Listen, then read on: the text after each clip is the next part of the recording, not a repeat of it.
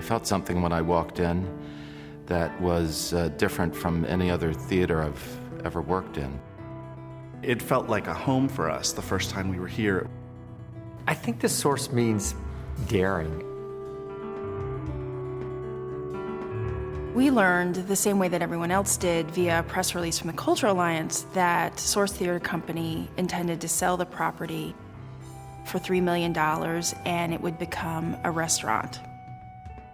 After reading the article, I started a group with the help of many people who were involved in the theater called Save Our Source. And we started meeting, we started planning, meeting with neighborhood groups. And finally, Jim Graham came forward. And so all of that came together in a way that really made the difference. The number of artists and actors and others in the theatrical arts, where this theater really meant something to them. And they cared passionately about its survival. Although it was, technically under contract, I felt it warranted looking to see if there was any alternative to be had. I think we had a particularly unique opportunity to preserve a theater space right in the middle of downtown Washington that we would be very remiss in not taking advantage of. It took not only a fast response, but it took a response that was impressive in substance and also had the right players part of the proposal. And it was very impressive. And the city needs to have and maintain spaces like these if it's going to continue its status as a living city. So it's very exciting to be part of rejuvenating a neighborhood. Cultural Development Corporation is a nonprofit that's been around for about 9 years. We're the ones behind the scenes trying to create environments where artists can thrive. We do that through affordable housing. We do that with collaborative facilities that we own and manage.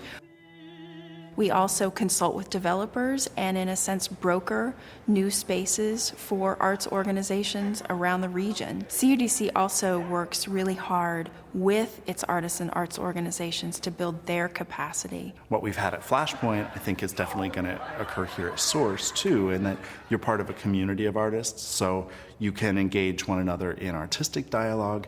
You can learn from one another about how you're doing marketing, what trends are you seeing in your audience, how are people buying your tickets.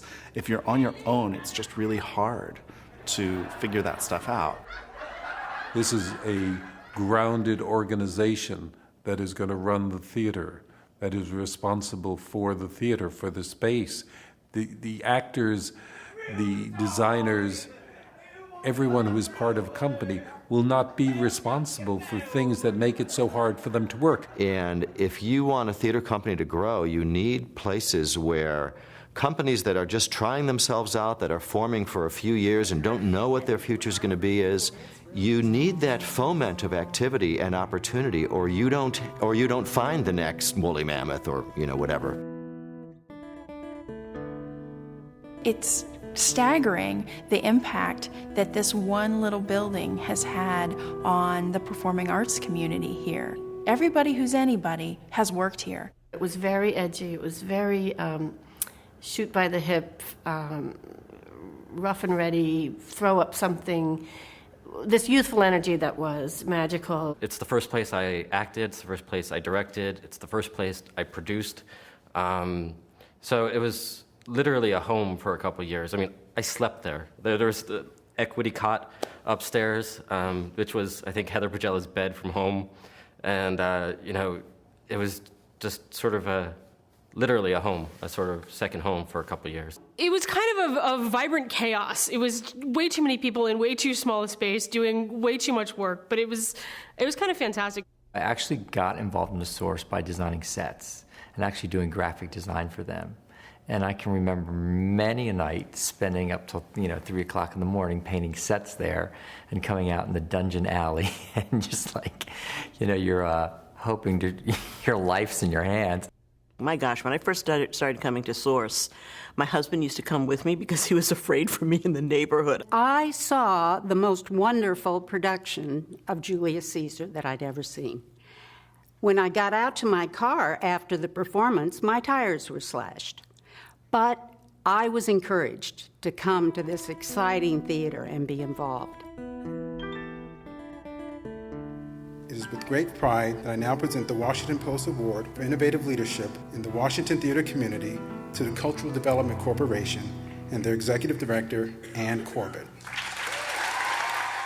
All of the actors, community members, everyone in the theater and in the neighborhood who stood up and said, sure, restaurants and pool is fun, but we'd rather have this wonderful, intimate, gritty little gem that I think was the launching pad for so many of you. Thank you so much. Around 30 years ago, Bart Whiteman brought together a group of actors because there was really no place to do any kind of theater work unless it was arena stage. Source Theater became the home of anybody who wanted to have a profession in the theater. And that came just completely from Bart's personality. It's like, okay, here's the resources I can give you. Go for it, and I'm going to expect you to do something really great. And don't complain that the resources are not big enough. That should never stand in the way of doing really serious and important and energetic work. The physical facilities certainly weren't glamorous while I was working there, and there were always challenges to overcome. That space to me was wonderful, just very intimate. 150, 175 people where you can hear everyone breathing and everyone responding to what one is doing on the stage. And it was a bit like grad school. It was a lot of young, talented people working very hard, painting sets in the day, hauling sets at night, and acting in between. We would rehearse all over the city, spend a lot of time in the backyard, smoking cigarettes, drinking beer, and fabulizing all of our great plans. And that sort of comes back when you walk into the room. It's like going home to visit the house you grew up in after many years. Part of the beauty of Source is that it's always been a little rough around the edges. And the new Source will retain a lot of that character and grit even. You're going to walk in here, however, and know that this is a bubbling place of artistic energy, that it's a supportive, nurturing environment for artists. We're going to add to the back of house so that it's compliant with actors' equity standards. The sound and light systems are antiquated at best and not very user-friendly, so we're going to dramatically overhaul those. There will be a really fabulous rehearsal hall with a sprung floor and mirrors, not to mention high-speed internet access. Upstairs actually has never been legally occupiable, despite the fact that numerous people seem to have lived there over the years. So we're going to fix that. It's a very smart idea to do this. There's money out there to produce theater. It's just a matter of where do we do it? You can be a legitimate theater company without a space. And what better place than the Source, aptly named? Well, I think one of the great things about the Source was that it made you feel fearless. It's where the tough questions can be asked, where you take those risks, where sometimes the space isn't always pretty, but it's always compelling. It's always pushing the boundary. I mean, there's this feeling that you want to get that audience excited. And I think that's what Washington Theater is at its best. So we have a lot to live up to right now. I think we will far exceed everyone's expectations.